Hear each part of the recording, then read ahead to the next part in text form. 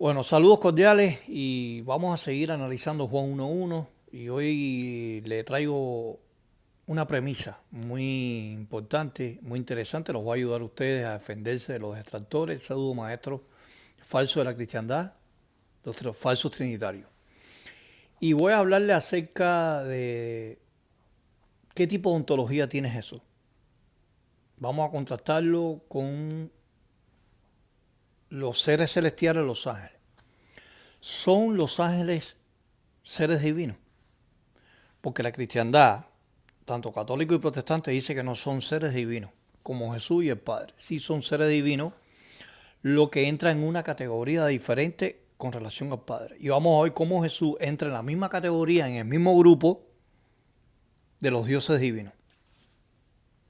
Primeramente en Juan 1.1, el verbo era Dios. La palabra Dios, que en griego es Theos, que es un predicado nominal, ese Theos se puede traducir como atributivo y cualitativo. Eso no queda duda. Cuando dice que es cualitativo, es que tiene la cualidad de ser poderoso, tiene la cualidad de ser divino, tener naturaleza divina. Pero eso no implica que tenga los atributos incomunicables. Ahí la palabra Theos no implica atributos incomunicables.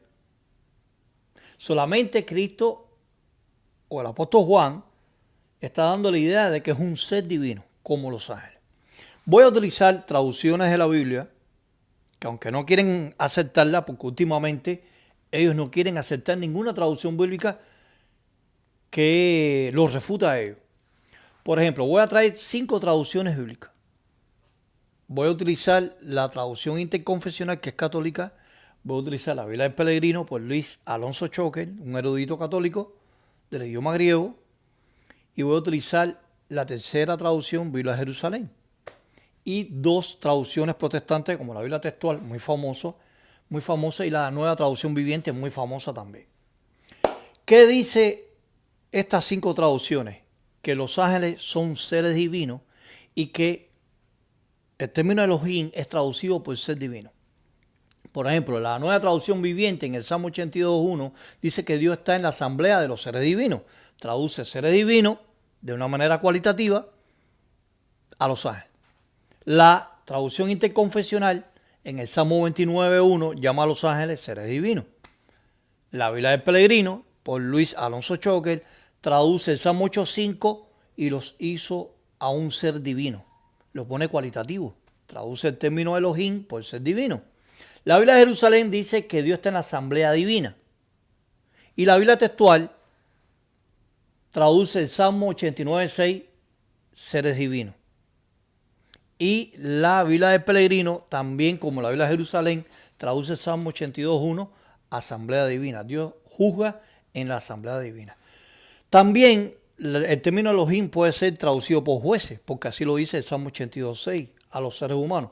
El Salmo 82.1 llama jueces a los ángeles por Elohim y llama jueces a los seres humanos en el versículo 6 en el contexto por jueces.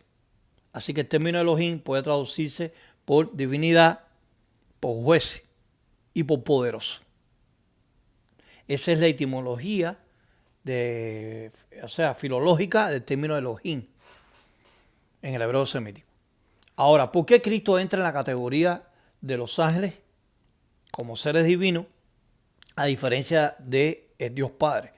Porque Cristo lo dejó reflejado en Juan 17.3, el único Dios verdadero a quien tú enviaste. Fíjense que la expresión monon, seon, alesinón, que está en caso acusativo, estos tres términos, nunca es aplicado a Cristo. Así que ahí en Juan 17.3 el Padre entra en una categoría distinta, ontológica, con atributos incomunicables, como el Dios absoluto, siendo Cristo un Dios variable por función. Así que Jesús es de ontología funcional, de agencia, porque en la antigüedad, en el hebraísmo, se utiliza echeliá, o echaliá, como lo quieran, es donde posee la autoridad legal para actuar en nombre de un remitente.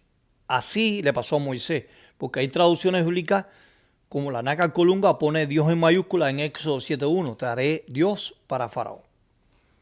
O sea, Moisés fue un juez, fue el vocero, el representante, el funcionario, el delegado, el abogado, el embajador, representante de Dios en la tierra. Así Cristo, de manera ontológica, es representante de Dios en la tierra. Aunque en Mateo 1:23 llama a Emmanuel, Dios con nosotros, pero de manera funcional.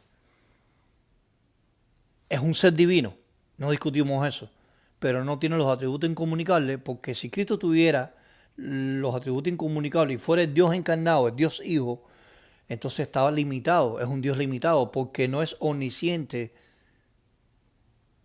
absolutamente, es relativo, porque Cristo en Marcos 13:32 no sabía el día y la hora, y en Apocalipsis 1:1 Dios le dio una revelación, le dio conocimiento que él desconocía, ya estando en el cielo. Entonces no puede ser un Dios por atributos incomunicables. Hasta más, la Nueva Traducción Viviente en Filipenses 2:6 dice que renunció a sus privilegios divinos, lo dejó en el cielo y adoptó la humilde posición de un esclavo.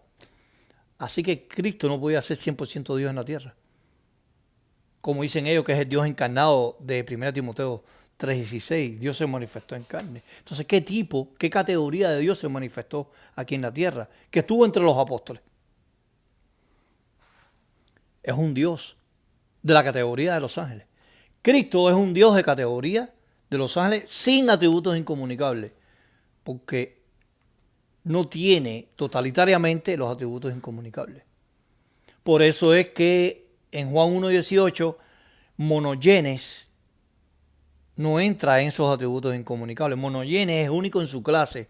Y si es único en su clase, no es la clase del Padre y del Espíritu Santo, la supuesta tercera persona de la Trinidad. Es un Dios de una categoría diferente al Dios Padre, ontológicamente.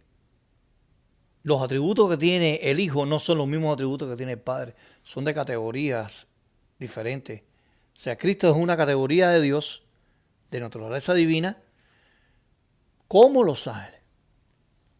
Es un chaliá, es un Dios que actúa ontológicamente funcional de agencia. Su función es de agencia, no es de atributos incomunicables. Volviendo al texto de Juan 1:18, si monogenes significa único en su clase, entonces esa clase de Dios, del Dios unigénito, es diferente a la clase del Padre.